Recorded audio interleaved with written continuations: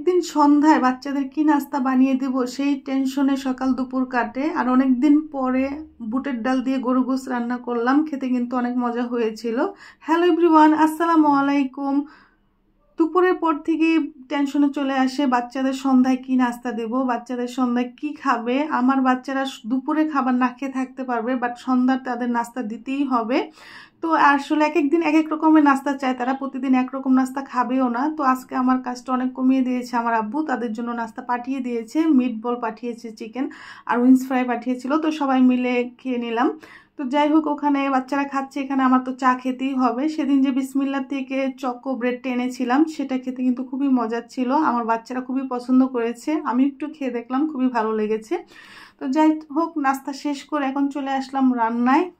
তো ইদানিং তো আমি রাত্রে রান্না করতেছি। তো অনেক দিন ধরে আমার বুটের ডাল দিয়ে গরু গোস খেতে ইচ্ছে করতেছিল, কিন্তু আমরা মেয়েরা আসলে বাচ্চার হাজব্যান্ডের ব্যাপারে যেভাবে কেয়ারিং থাকি, নিজের বেলায় আসলে অতটা না, আলসেমি করি আর কি নিজের বেলায় যত।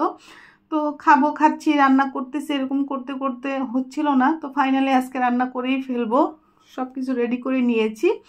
তো জীবনটা আসলে বাংলা সিনেমা হয়ে গিয়েছে। ছোটোবেলায় যখন বাংলা সিনেমা দেখতে বসতাম তখন অনেক সিনেমাতেই থাকতো গাছের সাথে ধাক্কা খেয়ে স্মৃতিশক্তি চলে গিয়েছে, হয়তো নায়ক না হয়তো নায়িকার।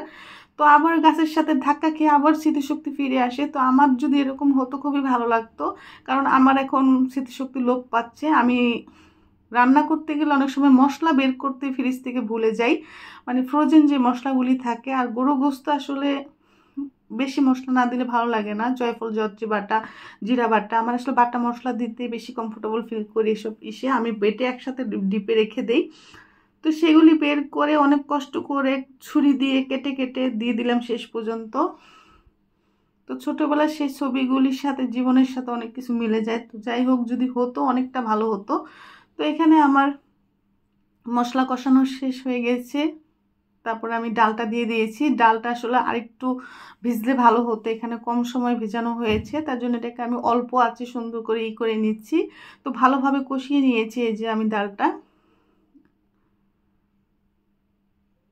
তেলটা উঠে এসেছে, এখন আমি বিপটা দিয়ে দেব। আর এটা আমি সম্পূর্ণ অল্প আঁচে রান্না করেছি, যাতে আমার ডালটাও সুন্দরভাবে সিদ্ধ হয়ে যায় আর বিফটাও সিদ্ধ হয়ে যায়। আর এখানে কুরুলির মাংস ছিল বেশিরভাগই। তো কুরুলির গোশ কে কে পছন্দ করেন আমাকে কমেন্টস করে জানাবেন, আর এটার সম্পর্কে কে কে জানেন। কুরুলির গোশ কিন্তু খেতে খুবই মজা হয়। আমার হাজব্যান্ড বেশিরভাগই কুরুলির গোশ নিয়ে আসে যখন গরুর গোশ আনে আর কি। তো এখানে আমি একসাথে টক দইও দিয়ে দিলাম, পরে আরেকটু বেশি করে বাড়িয়ে দিয়েছিলাম, কারণ যেহেতু ডালটা আমার কম সিদ্ধ হয়েছে, আরও সিদ্ধ হবে। তো আমি যে অল্প আছে ফাইনালি ডালটাকে সিদ্ধ করতে পেরেছি, আর রান্নাটাও খুব মজা হয়েছিল। তো যাই হোক, রান্না শেষে এখন আম কেটে নিয়েছিলাম অনেকগুলি, হাজব্যান্ড কাঁচ মিষ্টি আম নিয়ে এসেছে, কাঁচা আম আর কি। এটা খেতে এত মজা যে আমি প্রথমে বুঝতে পারিনি, বাচ্চারা দেখি ইচ্ছে মতো খাচ্ছে কেটে দেওয়ার পরে, পরে আমি খেয়ে দেখি এটা অনেক মজার ছিল। তো ভিডিওটি দেখে ভালো লেগে থাকলে প্লিজ লাইক কমেন্ট শেয়ার করে দেবেন। আল্লাহ হাফেজ।